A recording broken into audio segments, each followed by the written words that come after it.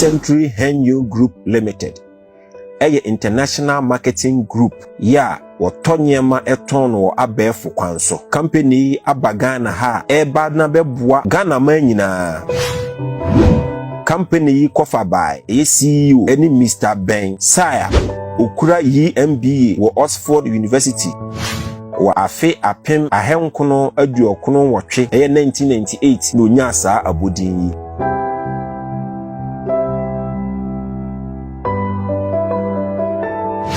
Ni vice eye Professor Kame Kenhan ya oni nipaku ahodo a wo mo abin wadwadie eni sikasem kitahudi mu ene aka bomu a wo de sa CHYMALL abebo adze ewo Ghana man yi mu. 7th May 2020 ena sa CHYMALL ene Cheru company assign ye cooperation agreement and as a contractor wo mo practice ye e-commerce chese adwadie a yedi no abefo kwanso na yedi mfaso bum kese ema wiase afana nyina dodo ebenya opepase wo mo beba abeye CHYMALL aba Ghana ha ya Ghana ban agiatum ama CHYMALL krata ebetumi mo didwuma ewo man yi mu. 19th May 2020 ya ena registered general CHYMALL etumu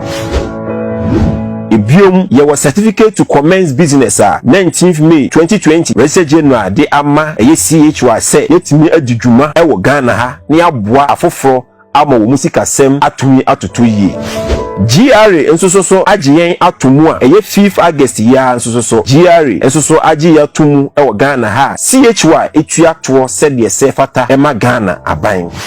So bi pese obeye member CHYMALL ya yewo VIP 2 VIP 3 4 5 and 6 VIP bia wosika opese odi eya ubetumi ede aye ensatia ohwe enyepe enti VIP 2 no uhia 770 Ghana cedis. VIP 3 uhia 1540.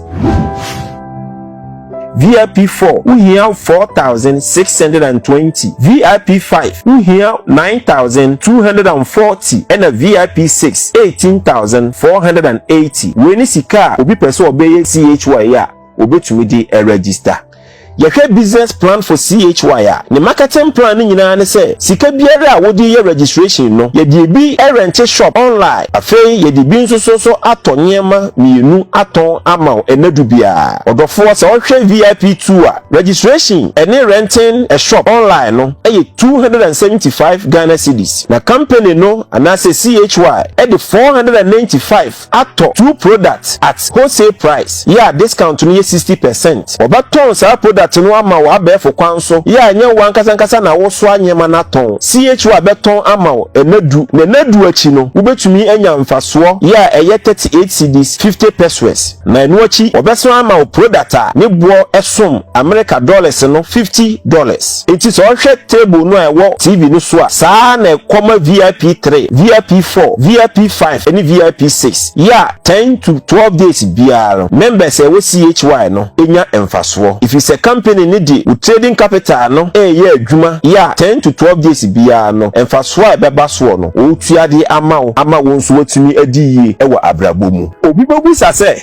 CHYMALL nyema benko na CHYMALL eton product a CHYMALL edi kwa adwama nso no ebi ni quantum beauty spray, quantum phone stickers, quantum anti blue ray glasses, quantum fuel saver and a quantum pendant eni nyema afoforo pii a eka ho a CHYMALL eton no adwama nso ewo abefo kwanso.